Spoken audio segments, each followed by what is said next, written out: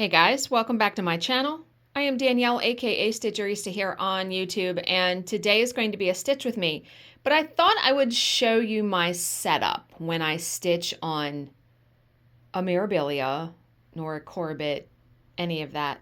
Because all you're seeing is the actual stitched piece when I film from, overhead. So when you come into my office, this is my recliner, which I absolutely love. It costs us about $700, but it's electric and the bottom will go up without the back going back. Yeah, okay. So this is my Stitch Mate. Now, before anybody asks where I bought it, the person that made these passed away many years ago. I bought this actually from another stitcher. You can't get them anymore unless you find someone that has one. This is probably my favorite stand ever that I've owned, and I've owned them all. So I have this pushed around here like this because otherwise it's in the way. So that's the scroll rod. That's how I do my pattern. I'm going to flip it around so you guys can see when I'm sitting in the chair what it looks like. So that's what it looks like. There's my clip-on lamp that I have plugged into my power bank. And the power bank is able to rest like right there. So I just leave it sitting there. This has my key, needle minders. That's the thread I was currently working on, highlighter, scissors. So this just moves around like this. So when I'm sitting there, this is what's happening. And then for thread, so this is my box that I have. These are my readers. This is my Art container, but here's all my threads and beads. So when I'm sitting here, I can easily just grab the color, the number, whatever. And then when I charge my power bank, which is once a week, once every third or fourth day, because that's how long it will last, I just move this cart, because this is one of those IKEA carts. I just move it over like this so I can get to the plug. Yeah. So this box I actually got from Hobby Lobby years ago. I really love it though, because look at the top. It's like bobbins. So yeah, I just thought I would show you that before I sit there and stitch, and we'll have a little chat. Okay, so if you notice, there aren't any more like floss strings hanging around here. I stitched last night for a long time and I cleaned all of that up and realized that when I work on this, I'm gonna have to, when I'm doing a stitch with me, I probably will pull the strings forward when I'm ending a thread, but after that, after I turn off the camera, I will be turning the piece over and finishing them on the back because it was bugging me how many colors of, the floss things I had. It was just messy and I like it nice and neat. So first, before I forget, I have a new Patreon, Stitch and Maiden. Thank you so very much. I was actually shocked when I saw the email come in because it has been a long time since I've received a new patron on my channel, and I very much appreciate everybody who continues to be a member of the channel and a Patreon, because it is you giving your time, your money. Thank you. Thank you, thank you, thank you. So yesterday was Bill's birthday, and it was a long work day. He worked until 6 o'clock and didn't get home until 6:45. I worked until about 7:15, took a 45-minute hour break, and then worked again until 10:15. So yeah, long day. I'm off today, so I'm very grateful for that. And tomorrow we are going to dinner to, celebrate his birthday. So we are doing that. But after I worked at 10, I got done at 10:15. I actually wound up stitching. And before I say that, let me talk about two books that I read because I'm going to read the synopsis and then I'll start doing some stitching. There is a thread there. Let me use I have one of these like grab it things where if you have a thread that is being pesky or is loose, you can run this through and there's like a grippy thing here. It will grab the thread and pull it through. Now, before I forget, I stitched a bunch of this, not yesterday, the day before, and I messed up. So then I had to tear all of it out. And I was like, how many times I've had to tear out on this project is astounding. But it's been a decade since I've stitched a Mirabilia. So, yeah. Okay. So I finished reading a book yesterday, the new one by Mary Kubica called She's Not Sorry. I wound up purchasing it on Amazon because I hadn't read a book in a while, and then I read the sample and really wanted to read it, and I didn't want to wait. So I bought it. And I'm actually going to buy another book today. I know I had said I was going to try not to purchase books, but I've done really good lately about spending money and buying things. And I was like, how can you deny someone who wants to buy a book? Okay. So Mary Kubica's She's Not Sorry. Highly recommend. 5 stars. Mary Kubica, and I've read everything that she's written. She has a tendency to, you're going along and then the whole story gets flipped on its head. The timeline is messed up. Not messed up, but the timeline is not what you think it was. And this book does not disappoint. It does the same thing where I stopped and went, what? And then I was like, OMG. So here is the synopsis. Everyone has secrets, but not everyone has remorse. A terrible accident. Megan Michaels is trying to find balance between being a single mom and working full-time as an ICU nurse when a patient named Caitlin arrives in her ward with a traumatic brain injury. They say she jumped from a bridge and plunged over 20 feet to the train tracks below. A shocking revelation. When a witness comes forward with new details about Caitlin's fall, it calls everything they know into question. Was a crime committed? Did someone actually push Caitlin? And if so, who and why? No one is safe. Megan lets herself get close to Caitlin until she's deeply entangled in the mystery surrounding her. Only when it's too late does she realize that she and her daughter could be the next victims. So good, because there are like 2 storylines in the book. If you like domestic suspense, thriller, highly recommend. So the other book that I started reading just this morning is called The Guest by B.A. Paris. And I have read everything that they have written as well. Love all of their books. And I even had the blessing of receiving an advanced reader copy of one of their books. Okay, so here is, and this one just came out February 20th of this year. Okay. Some secrets never leave. The book is called The Guest. Iris and Gabriel have just arrived home from a make-or-break holiday, but a shock awaits them. One of their closest friends, Laurie, is in their house. The atmosphere quickly becomes tense as she oversteps again and again. Sleeping in their bed, wearing Iris's clothes, even rearranging the furniture. Ma'am, no. Laurie has walked out on her husband and their good friend Pierre over his confession of an affair and a secret child. Iris and Gabriel want to be supportive of their friends, but as Laurie's mood becomes increasingly unpredictable, her presence takes its toll. Iris and Gabriel's only respite comes in the form of a couple new to town, but with them comes their gardener who has a checkered past. Soon, secrets from all their past will unravel, some more dangerous than they could have known. Yes, I am there for it. So I am just only like 3 or 4 chapters in. I mean, Kindle gives you a good bit of a sample. They usually give you like 40 pages or something. I'm hooked already.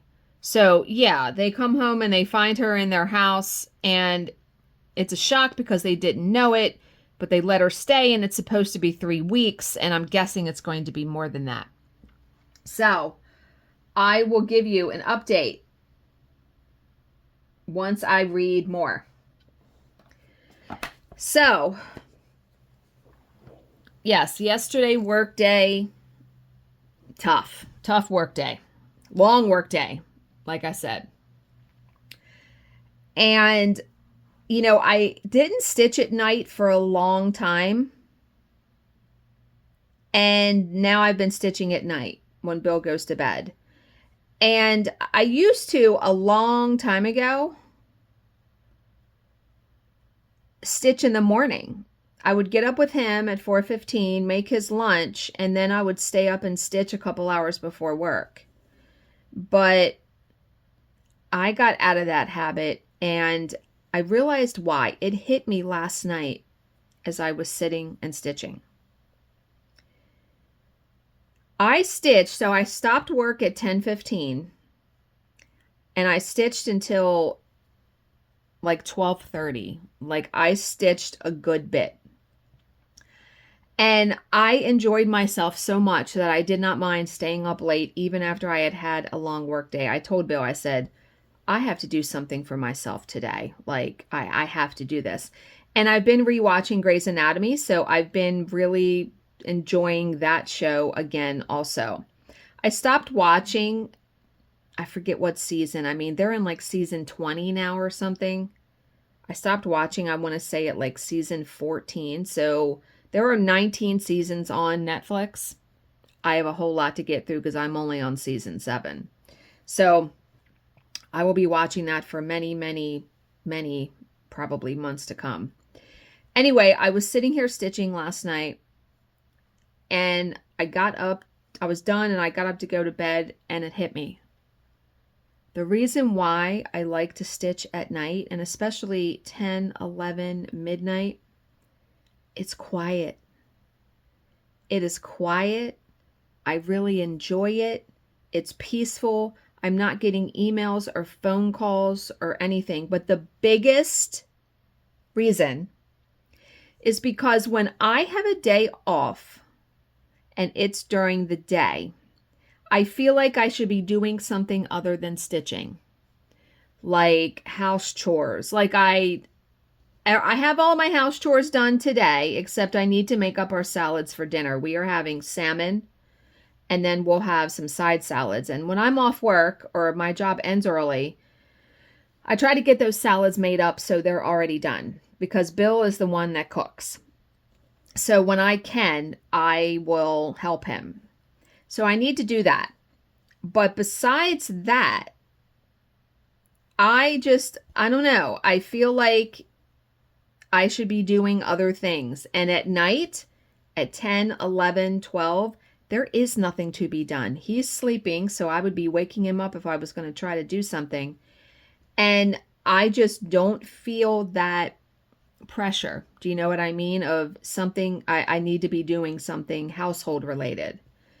So I'm able to relax, enjoy the stitching, and man, does the time go by really quick. And I'm just like, oh, one more symbol. And then before I know it, 3 hours have passed. So yeah, I mean, it hit me. It hit me why I enjoy stitching so much at night. Now, today, like I said, I got all of my stuff done. So when I get the salads done, and I'm actually going to make myself, I think, tuna fish for lunch, which I'm going to have right after I'm done filming this video. That won't be a chore. I will enjoy making that. And then when I'm done, I will probably sit down and stitch some more before he gets home from work. He gets home about 3:30-ish, something like that. Now, I do have to do preparation for tomorrow. We do have a job tomorrow. I'm waiting for it to confirm. So, just waiting for that to happen. But yeah, I am truly a night owl more than I am a morning person now. And I used to be the complete opposite. But yeah, I'm glad I picked up reading again. I hadn't read a book in a while, but love those two. And then once I'm done those two, I don't really have any other books to read that are currently released. So I don't know what I'm going to do because Riley Sager's book doesn't come out until June. His new book. All right, what is that symbol? But yeah, so that is what is going on with all of that. Do you guys tend to stitch? I mean, I know a bunch of you still work, but do you tend to stitch at night or do you tend to stitch during the day? I know my friend Debbie, so she goes to the Ocean City retreats. She lives in New York. I love talking with her. I love sitting with her. She works at home, and I think there's a project that she puts in like one length of thread or 10 minutes in the morning. She does a bunch of different projects. She works on a bunch of different things. And I am definitely a one at a time person. I am always fascinated to learn the habits and methods of other people's stitching. Oh, one thing I did want to talk about was Q-snaps and beading. So when I'm home, and I realized I was putting way too much thought into this because I only go to retreats 4 times a year. March or April. It's April, July, September, December. That's it. So I only need to really be concerned with working on a Q-snap truly 4 times a year. So I was searching this morning how to bead with a Q-snap. And I think if I am still working on like this and I have to go to the New Jersey retreat, I will either not bead until I come home, or I will be putting this on a bigger Q-snap, like a 17 by 17. I don't know how I'm going to hold that, but I might be able to get away with an 11 by 17. That's what Jill does. She will put it on a bigger Q-snap. That's what she does. And I think she does her beading at the end. So she puts it on a Q-snap, and pretty much if you have a 17 by 17, that is going to cover the entire stitched area, meaning you're going to have it free to bead. And she says sometimes she will even not have one of the sides attached. So she might use an 11 by 17 because that's pretty unwieldy. I mean, to hold a 17-inch Q-snap in your hand. So we will see when that time comes in July where I am at, because what I also had considered was, let's say I'm still working on this project, which in all realistic could be happening because that's 2.5 months away. Who knows? I could start Petal Fairy at the retreat. I could just take Petal Fairy, take an 11 by 11 Q-snap, and just work on that there. And then when I come home and I'm done this project, put Petal Fairy on the scroll rods and just go to town. I definitely could do that. I mean, but the thing too is I only have one box for my threads for my bobbins. So I was like, okay, how would I handle that? I don't know. I would figure it out. But that is a thought, because see, working with the scroll rod, I don't have to worry about crushing beads, because when I roll this up, like up top there, the beads don't get crushed. I am very gentle when I roll the scroll rod, and I have worked many of my Mirabilias that I've done on this particular frame. So But yeah, I was always afraid of a clamp clamping over it on a Q-snap, it being or crushing the beads. And I didn't want to do that, you know. I didn't want to either distort the fabric or crush the beads. Now, one thing I did want to tell you guys is I signed up just today, once again, for Fiberlicious Fabric of the Month, Aida. Love her fabrics so much. And now her Aida is stiffer than what I'm working on. But I love working on Aida only because it keeps my stitches uniform. I might do Petal Fairy, not on Aida though. I might do it on Lugana because I have a bunch of that hand-dyed. And I will admit, although you can work these that have partial stitches or fractionals on Aida, it is very, very much, it's easier to work it on even weave or linen because you have those extra holes where you're not piercing the center of anything.